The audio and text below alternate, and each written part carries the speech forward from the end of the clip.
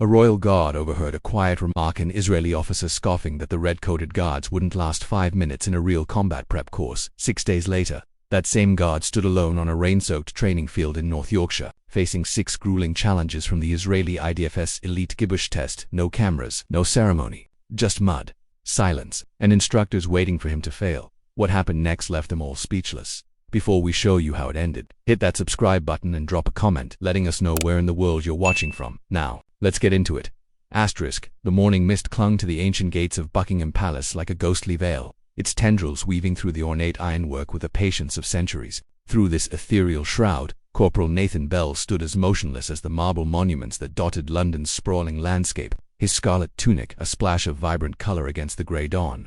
For 8 long years he had maintained this sacred vigil, his chin raised with military precision, his shoulders squared with the weight of tradition, his steel-grey eyes fixed upon some distant point that countless tourists could never hope to see or understand. They came in endless waves, these visitors from every corner of the globe, their cameras clicking with mechanical persistence as they captured what they believed to be merely a living statue, a quaint remnant of Britain's imperial past. The tourists would gather in clusters, their voices a constant murmur of amusement and curiosity. Children would dare each other to make the guard smile, adults would pose for photographs with exaggerated military poses, and teenagers would test the limits of his composure with increasingly bold gestures. What none of them could possibly comprehend, what their civilian minds couldn't even begin to fathom, was that beneath that immaculate scarlet tunic with its golden braiding, beneath the towering bearskin hat that added an imposing foot to his already commanding height, stood a man who had crawled through the scorching dust of Helmand province with enemy bullets snapping through the air mere inches above his head, who had carried wounded comrades to safety while mortar exploded around him like deadly fireworks,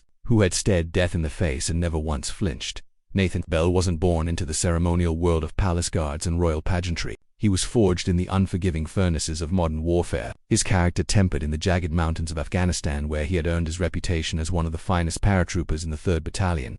His hands, now perfectly still, at his sides, had once gripped assault rifles with deadly precision. His eyes, now focused on ceremonial duty, had once scanned hostile terrain for the telltale signs of enemy movement. His body, now held in perfect military bearing, had once moved with the fluid grace of a predator through some of the world's most dangerous battlefields. The transition from combat soldier to ceremonial guard hadn't been a choice born of ambition or desire for an easier life. It had been a necessity, a lifeline thrown to a warrior whose body had been broken by the brutal realities of war.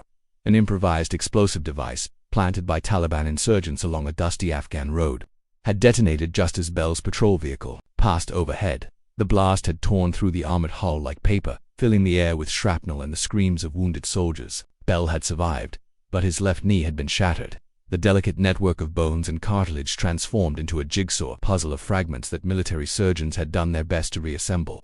The doctors had been honest with him. His days as a frontline soldier were over.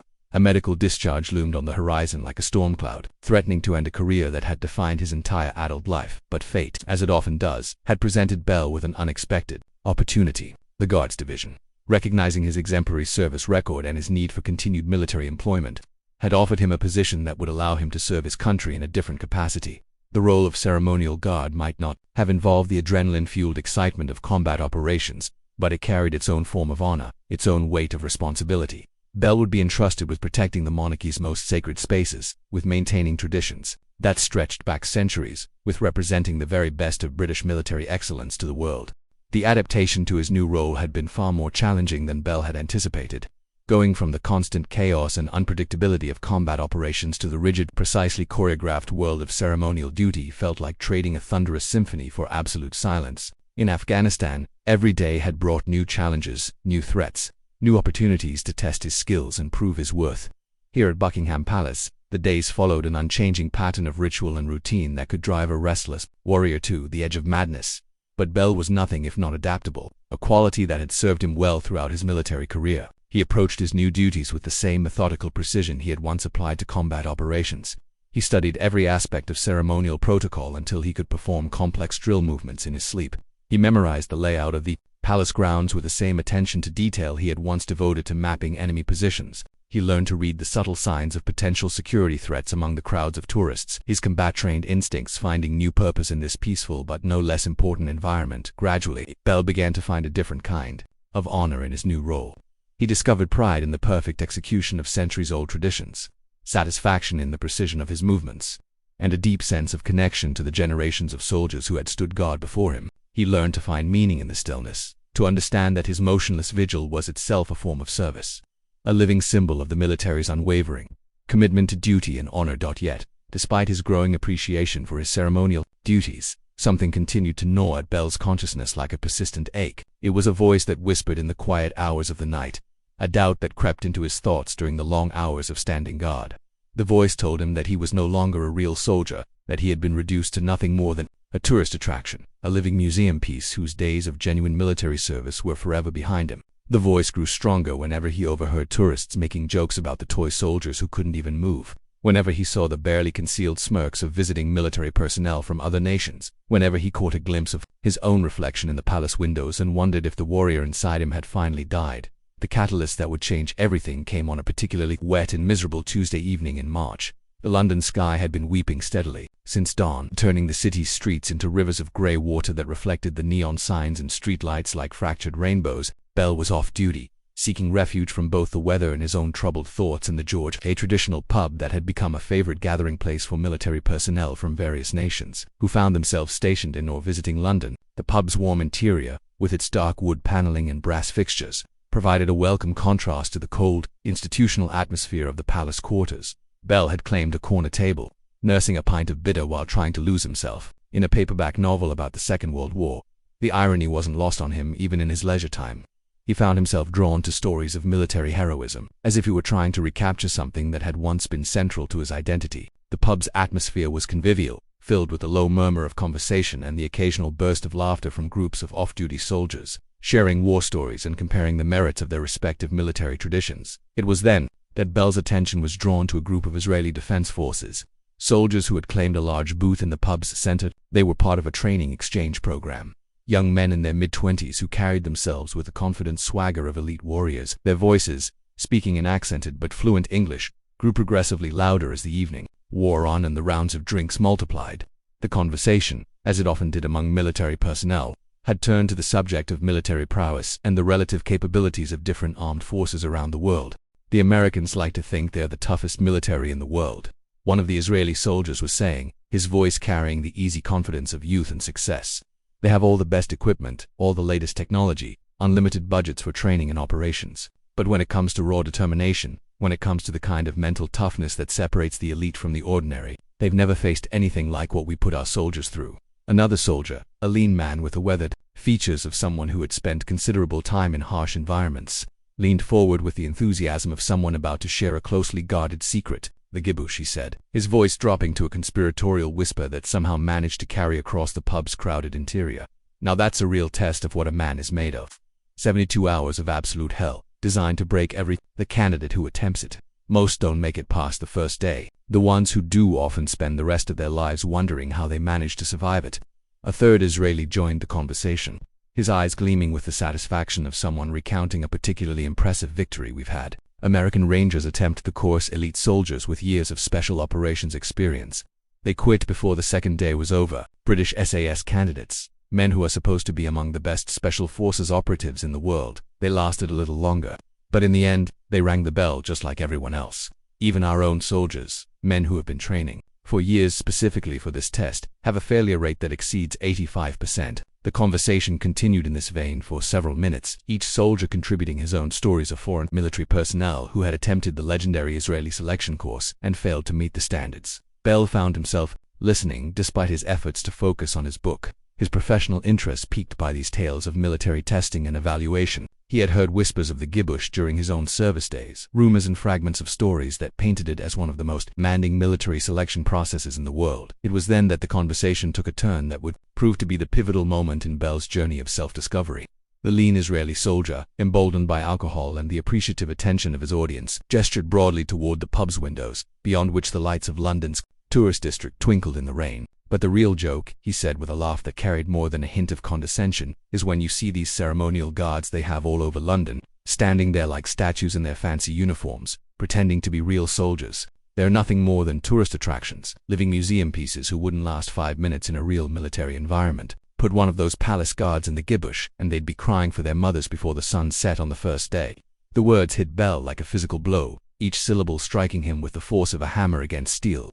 He felt his fingers tighten around his pint glass until the knuckles went white, the condensation on the glass making his grip slippery and uncertain. Every instinct, every fiber of his warrior's training, screamed at him to stand up, to cross the pub's crowded floor, to confront these young men who dared to question not just his own courage and competence, but the honor of every soldier who had ever stood ceremonial guard duty. But Bell remained seated, his face a mask of professional composure even as his mind raced with a mixture of anger and wounded pride. He forced himself to listen as the conversation continued, as the Israeli soldiers expanded on their theme of British military pageantry versus Israeli combat readiness, their voices growing more animated and their criticisms more pointed with each passing minute.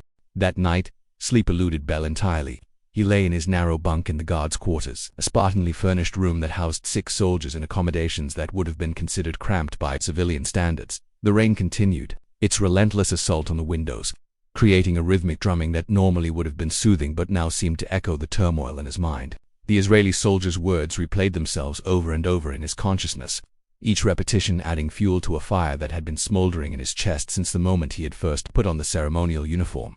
Bell found himself thinking about his medals, locked away in a small wooden box in his personal footlocker. The Afghanistan Campaign Medal, with its distinctive ribbon of desert sand and sky blue, representing months of service in one of the world's most dangerous combat zones. The Operational Service Medal, its silver surface bearing the coat of arms of the United Kingdom, a recognition of his participation in operations that had helped shape the course of international security. The Commendations for Valor Under Fire, official documents that described in bureaucratic language acts of heroism that had saved the lives of his fellow soldiers and contributed to the success of critical missions.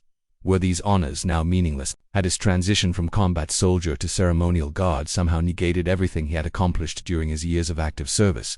The questions tormented him as he stared at the ceiling, watching the play of shadows created by the streetlights outside his window. He thought about the men he had served with in Afghanistan, wondering if they would look at him now and see a fellow warrior, or merely a costumed performer playing at being a soldier. By the time dawn broke over London, painting the sky in shades of grey and gold, Bell had made a decision that would change the course of his life. He would prove the Israeli soldiers wrong, not through words or arguments, but through action. He would take their precious Gibush, submit himself to their so-called ultimate test, and demonstrate once and for all that a British soldier, whether serving in combat or in ceremony, possessed the heart and soul of a warrior. The decision brought with it a sense of clarity and purpose that Bell hadn't felt since his last days in Afghanistan. He rose from his bunk with renewed energy, his movements crisp and decisive as he prepared for the day's duties. But beneath the familiar routine of ceremonial preparation, his mind was already working on the logistics of his self-imposed mission. He would need to request extended leave, coordinate with the Israeli military through official channels, and prepare himself physically and mentally for what promised to be the most challenging test of his life. The first step was securing approval from his commanding officer, a prospect that filled Bell with both anticipation and dread. Major Richard Dawson was a career military man who had earned his rank through a combination of tactical brilliance and unwavering dedication to duty. He had served with distinction in the Falklands War, had commanded troops during the Iraq invasion, and had spent the better part of 3 decades building a reputation as one of the British Army's most competent and respected officers. His office, located in the administrative wing of the Guards headquarters, was a testament to his long service. The walls lined with commendations, photographs of military operations, and memorabilia from his various postings around the world. When Bell requested a meeting, Dawson's secretary scheduled him for the following morning, a delay that gave Bell additional time to rehearse his arguments and prepare for what he expected to be a difficult conversation. He spent the evening researching everything he could find about the Gibush, reading accounts from former candidates and studying the few official documents that were available to the public. What he discovered only reinforced his determination. The Israeli selection course was indeed one of the most demanding military tests in the world, designed to identify candidates with the mental and physical resilience necessary for the most challenging special operations assignments. The meeting with Major Dawson took place in the early morning hours, before the palace grounds came alive with the daily influx of tourists and the beginning of the ceremonial routines that marked the changing of the guard. Bell approached the Major's office with the same mixture of nervousness and determination he had once felt before particularly dangerous combat missions. He knocked on the door with precisely the right degree of firmness, not too soft to suggest uncertainty, not too hard to imply insubordination. "Enter," came Dawson's voice from within, and Bell stepped into the office with his bearing perfect and his uniform immaculate. The Major was seated behind his desk, reviewing what appeared to be personnel files, his reading glasses perched on the end of his nose in a way that made him look more like a university professor than a combat veteran. He looked up as Bell entered, his expression neutral but attentive. "Corporal Bell," Dawson said, gesturing to the chair across from his desk. "Please, sit. What can I do for you?" Bell remained standing at attention until specifically ordered to sit, a display of military courtesy that wasn't lost on his commanding officer. When he finally settled into the chair, he maintained perfect posture, his hands resting precisely on his knees as he had been trained to do during formal military interactions. "Sir," Bell began, his voice steady despite the racing of his heart, "I would like to request extended leave for a personal matter that I believe will ultimately benefit both myself and the unit." Dawson leaned back in his chair, his fingers steepled, as he studied Bell's face for any sign of what might be coming. "I'm listening, Corporal. What sort of personal matter requires extended leave?" Bell took a deep breath, knowing that the next few minutes would determine whether his plan would move forward or die in this office. "Sir, I would like to request permission to travel to Israel and attempt their military selection course known as the Gibush. I believe this experience would enhance my capabilities as a soldier and demonstrate the caliber of personnel serving in the Guards division."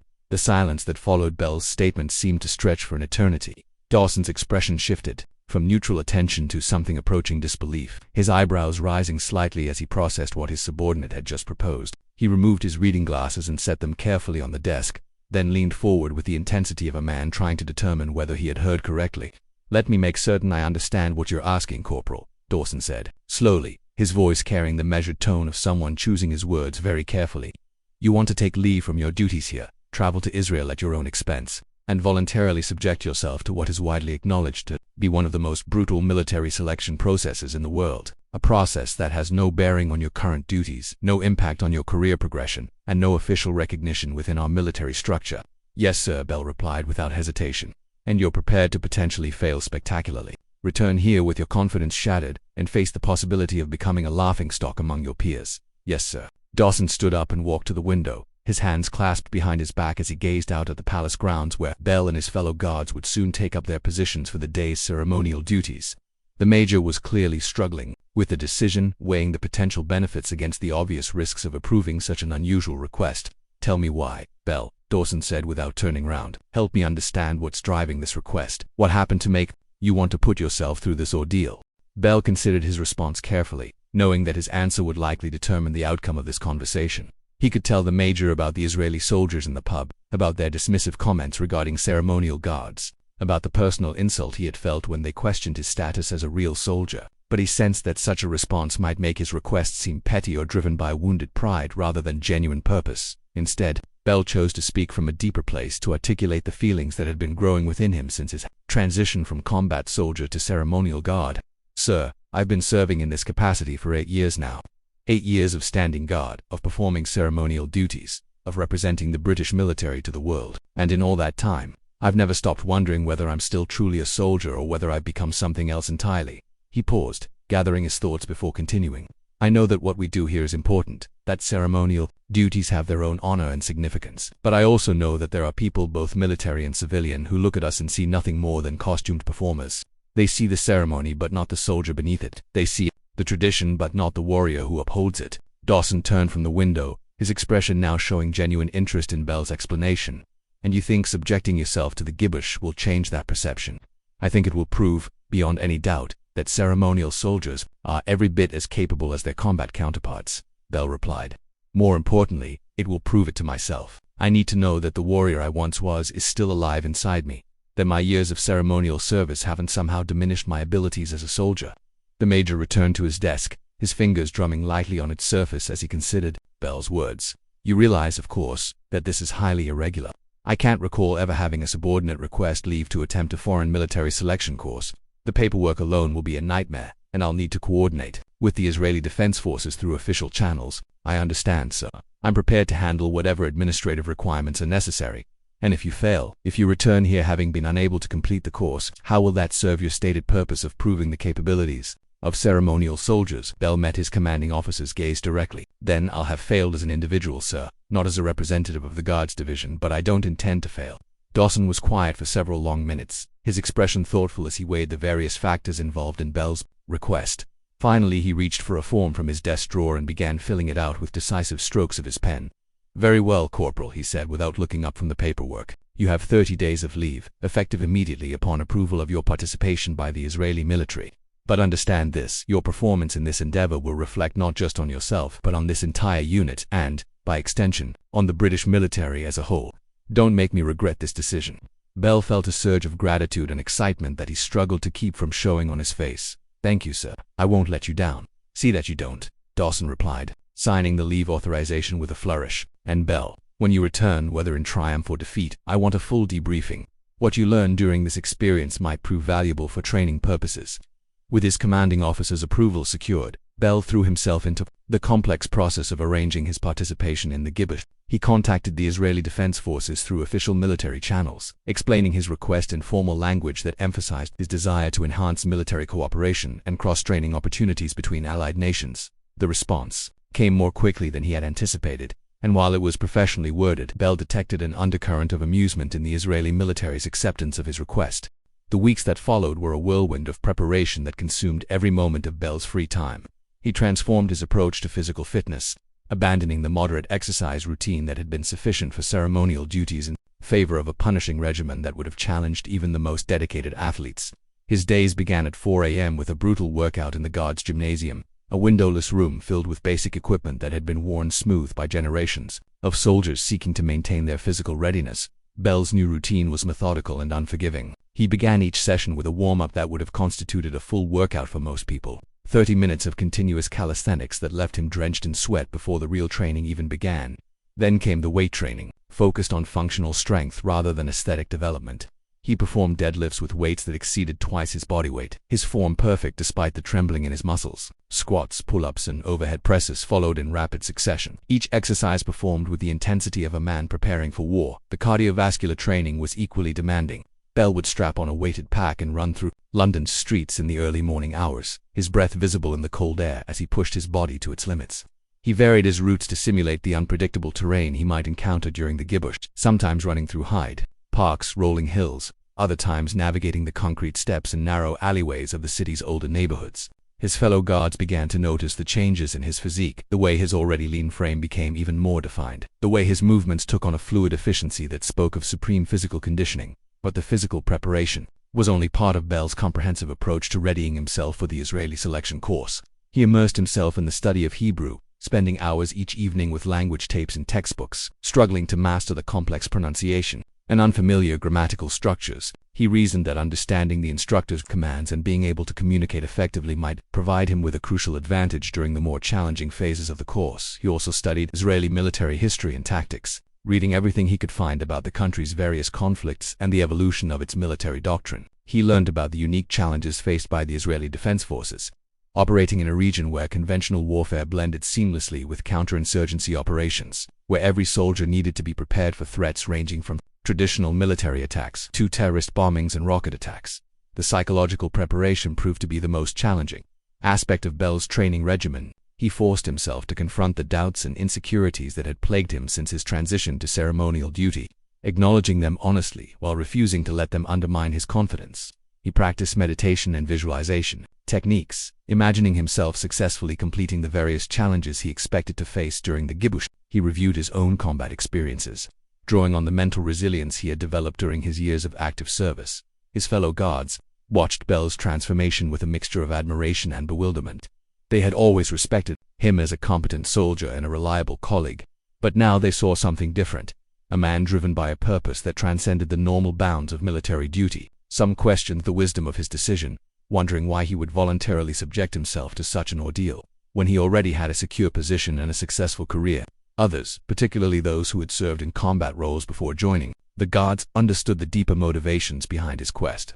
3 weeks into his preparation, Bell received official confirmation from the Israeli Defense Forces that his participation in the upcoming Gibush had been approved. The notification came in the form of a formal letter that outlined the basic parameters of the course: dates, location, equipment requirements, and medical certifications needed for participation. The location was listed simply as Training Facility Negev 7, a designation that told Bell nothing about the specific challenges he would face, but everything about the military's approach to operational security. The letter also included a subtle warning that Bell found both amusing and motivating. Candidate Bell, it read, is advised that the Gibush is designed to test the limits of human endurance and mental resilience.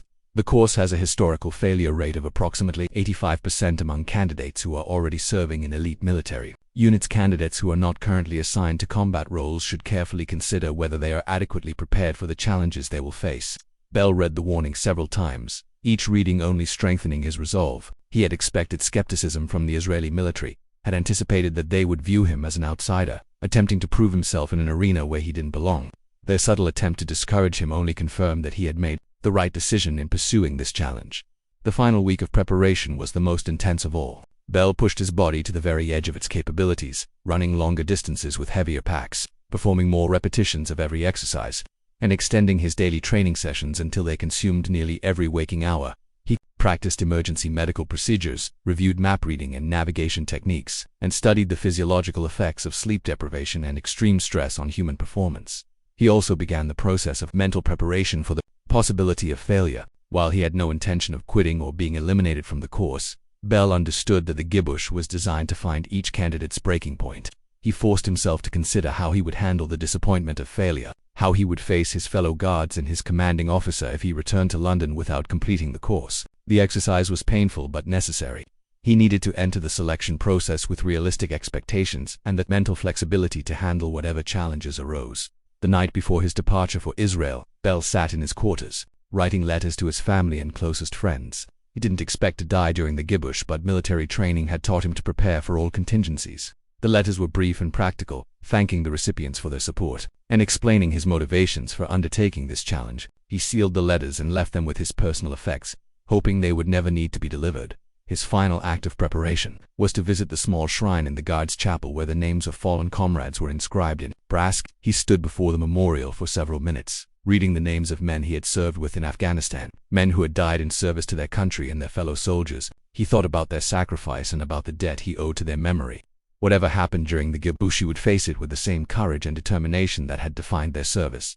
The flight to Tel Aviv departed London at dawn, carrying Bell away from the familiar routines of palace duty toward an uncertain future in the Israeli desert. As the plane climbed through the clouds above the English Channel, Bell looked down at the receding coastline and felt a mixture of excitement and apprehension that reminded him of his first deployment to Afghanistan. He was embarking on a journey that would test everything he believed about himself, everything he had learned about the nature of military service, and everything he thought he knew about the limits of human endurance. The descent into Ben Gurion Airport provided Bell with his first glimpse of the landscape that would serve as the backdrop for his ultimate test. From the aircraft's window he could see the sun-baked terrain of the Middle East stretching endlessly. In all directions, rolling hills covered in sparse vegetation, ancient cities with their distinctive architecture, and the harsh beauty of a land that had been shaped by millennia of conflict and survival. The very air seemed to shimmer with heat even from the altitude of the approaching aircraft, and Bell felt a familiar tightening in his chest as he prepared to enter an environment where the margin for error would be measured in minutes rather than hours. At the airport, Bell was met by Lieutenant David Cohen, a young Israeli officer who had been assigned to serve as his liaison during the selection process. Cohen was everything Bell had expected from an Israeli soldier, compact and muscular, with the weathered features of someone who had spent considerable time in harsh environments, and eyes that seemed to miss nothing. His English was excellent, flavored with the distinctive accent of someone who had learned the language in military rather than academic settings. "Corporal Bell," Cohen said, extending his hand with a firm grip that conveyed both professionalism and assessment. "Welcome to Israel. I trust your flight was comfortable." "Yes, sir. Thank you for meeting me. Please call me David. We'll be working together closely over the next few days, and formal military protocol tends to become somewhat flexible." During the Gibush, Cohen's smile was enigmatic, suggesting that Bell would soon understand the meaning behind his words. The drive from the airport to the training facility took them through a landscape that seemed to exist in a different world from the green countryside of England. The road wound through hills that looked like they had been carved from sandstone and painted in shades of gold and amber. Occasionally, they passed small settlements that looked like they had been built to withstand siege warfare, their buildings constructed of local stone and surrounded by security barriers that spoke to the realities of life in a region where peace was always temporary. "I have to ask," Cohen said as they drove through the desert, his eyes fixed on the road ahead but his attention clearly focused on his passenger. "What exactly are you hoping to accomplish with this? The Gibush isn't about proving something to other people, it's about discovering what you're truly capable of when everything else is stripped away." Bell considered the question carefully before responding. He had been asked similar questions by his commanding officer, by his fellow guards, and by the Israeli military personnel who had processed his application. Each time he had struggled to articulate the complex mixture of motivations that had driven him to this point. "I suppose I need to know whether I'm still a soldier," he said finally. "Whether my years of ceremonial duty have somehow diminished what I once was, or whether that part of me is still intact beneath the uniform and the ritual." Cohen nodded slowly, as if Bell's answer confirmed something he had suspected. "I understand. Many of our own soldiers struggle with similar questions, particularly those who are transitioning between different types of service. The Gibush has a way of providing very clear answers to such questions. The training facility, when they finally reached it, looked nothing like the ceremonial grandeur of Buckingham Palace or the historic military installations Bell had known throughout his career. It was a collection of low, utilitarian buildings constructed from concrete and steel, surrounded by high fences topped with razor wire. Guard towers stood at strategic points around the perimeter, their occupants barely visible behind tinted glass that reflected the harsh desert sun. The overall impression was of a place designed for serious business, where comfort and aesthetics had been sacrificed in favor of functionality and security. Bell was assigned to a bunk in the candidates' barracks, a spartanly furnished building that housed 30 beds arranged in 2 neat rows. The accommodation was basic even by military standards: a narrow cot, a small locker for personal belongings, and a single overhead light that cast harsh shadows across the room. The other candidates were already present, and Bell found himself the subject of intense scrutiny as he entered the barracks and began unpacking his gear. The group was an impressive collection of military personnel, each man representing the elite of his respective unit or organization.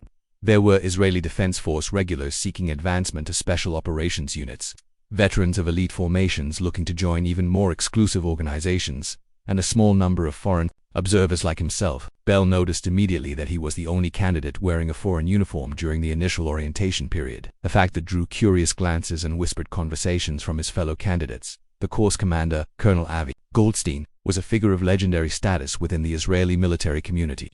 A veteran of multiple conflicts, he had designed the current iteration of the Gibush and had personally overseen the selection process for thousands of candidates over the course of his career. His reputation for demanding the absolute maximum from every candidate was matched only by his reputation for fairness and his genuine concern for the welfare of the men under his command. Goldstein's opening address to the candidates was delivered in the main briefing room, a windowless space dominated by a large map of the surrounding desert terrain. He spoke in both Hebrew and English, ensuring that every candidate understood the magnitude of what they were about to undertake.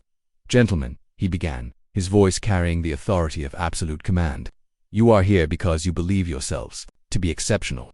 Over the next 72 hours, we will discover the truth of that belief. Some of you will surprise yourselves with reserves of strength and determination you never knew you possessed. Others will discover that your self-perception exceeds your actual capabilities. A very few will find that they are capable of far more than they ever imagined possible." He paused, allowing his words to settle in the minds of his audience. The Gibush is not designed to be fair. It is not designed to be pleasant. It is not designed to build your confidence or make you feel good about yourselves. It is designed to find your breaking point, the moment when your body says it cannot continue, when your mind says that